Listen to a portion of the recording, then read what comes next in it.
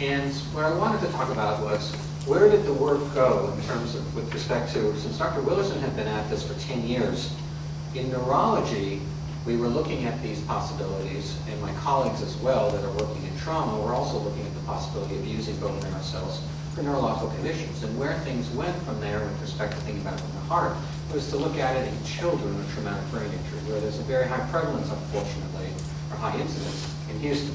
Kids that get their heads battered.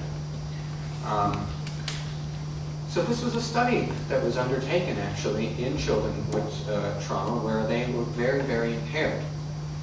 And this was a study that was looking at the idea of giving an intravenous infusion of a child's own autologous bone marrow mononuclear cells. The time window was within 1 to 3 days after onset. The enrollment was 5 to 14 years of age, and they were pretty impaired on this, what we call the Glasgow Coma Scale, 5 to 8. And the patients were very carefully selected. And for those that were interested, we didn't take patients that were having brain herniation. We didn't take patients that were very high in terms of their intracranial pressure. Now, this was a major study that involved 10 patients. It took a long time to do. It was led by Dr. Charles Cox, who was a colleague at the University of Texas in Houston. And these were the results that were found, which is that, this is published work now. The children were around 9 years of age. 70% were males. This was the GCSE presentation. And there was no evidence of infusion-related toxicity. And some of the learning lessons from this study was that it was possible and feasible to be able to do this kind of work where one could do a bone marrow harvest in children who had had brain trauma. And this had to be done, though, really within the context of an advanced center where patients are being taken care of for pediatric trauma. And one needs a cellular laboratory where these cells can be prepared and can follow FDA regulations. There's just some data here, just to show, which is that at 30 days versus 180 days after the study, this is where the patients were on a disability scale called the Glasgow Outcome Score Expanded. So this is a score where the higher the score, the worse off it is, or the more disabled the patient. And so these are the 10 patients overall. So at 30 days, they were fairly impaired, but at 6 months, we see a cluster that the majority of these patients were actually have recovered rather substantially. This is evidence, only evidence, to suggest that the cells may have played a role. But of course, since this was a single-arm study, one can't conclude that the cells definitively had led to their recovery. And I think that's important to state up front. So what about stroke? Well, in stroke, as a neurologist that does animal benchtop work, I prefer to first want to investigate the approaches in animals first, because that's really where the development of therapy should start. And so my question was, well, could this work in stroke? And whenever we're thinking about that in terms of therapy development, it usually starts off in the preclinical setting where animal modeling is the focal point of all preclinical drug development.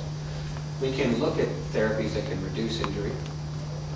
We can look at the safety, and efficacy can be determined by, for instance, doing a number of different functional or behavioral tests on animals. And that can provide the experimental support for moving forward to a clinical trial. There are lots of animal models that are out there for stroke. We can simulate the pathophysiology of stroke by blocking arteries in the brain that can cause a stroke. There's various different ways that we can do that. And when one has confidence that a particular therapeutic approach is working in animals and you want to take that forward to clinical trial, that is something that we specialize in with respect to our stroke program down in Houston, which is to start off an early stage clinical trial looking at the safety in humans. That's phase 1 or 2A testing. Phase 1 for just if you're going to do this in healthy volunteers, but 2A is going to be actually in the clinical indication of interest. Phase 2B is usually when you're going further in time and establish safety and want to actually start looking at preliminary evidence of efficacy. And then phase 3 is that pivotal efficacy trial. So we approach this question, does this work or not, by actually doing an autologous stroke model, meaning we have our animals, they undergo artery occlusion of the common carotid artery, middle cerebral artery occlusion that can cause a stroke. And we did a bone marrow harvest at 24 hours afterwards, separated out the mononuclear fraction, and then we gave them back to the animal. This was actually an intracarotid injection that we gave either the cells or we gave saline. And then we did testing on the animals, and this was the number of animals we did in the group. So these animals had had a stroke, and then they were randomized either to get their own cells or to get saline to control. This is a bit of a busy slide. This is the most science I think I have, particularly in this talk. But what we do with animals with respect to stroke modeling is to look at deficits. I'm a neurologist. I'm very interested to look at the deficits, the impairments that the animals have. I'm interested in impairments that are relevant to my patients. So I like to choose tests that potentially have relevance to patients by looking at, for instance, paw function and seeing, for instance, the use of paws and, can we find, for example, therapies that could help to increase the use of the impaired paw. So without going through any great detail here, but this is animals, for example, from the study that I just told you about, where we start off before the stroke at baseline on a test called the cylinder test, where we're looking at the use of the left forelimb. And this is a stroke that's actually in the left side of the brain, and so what it causes a decrease in usage of the right forepaw. And what we see is that quantified left forelimb use, saline-treated animals continue only to preferentially use the left forelimb. Why? Because they're not using the right forelimb, because their right forelimb is impaired. So they're only using what we call the ipsilateral socket. But animals that got treated with cells over time, particularly we started noticing around 7 days, they got substantially better. They were using both forelimbs symmetrically. So there wasn't a preference in terms of you just using the left forelimb. They were using both the right and the left. Now, this test is called the corner test. Now, there's a gazillions of these tests that are out there. But these are just two that I'm showing you. In terms of this one, this is where we actually put an animal in a corner, so to speak. If you do this test correctly, and you create the conditions correctly, where you create a corner, when the animals go into the corner, they go into the corner, and then they got to make a choice. Are they going to go to the right, or are they going to go to the left? Particularly when their whiskers get stimulated by the corner. So what we find is when an animal has a left-sided stroke, what would you predict? Well, they preferentially turn to the left. They neglect the right.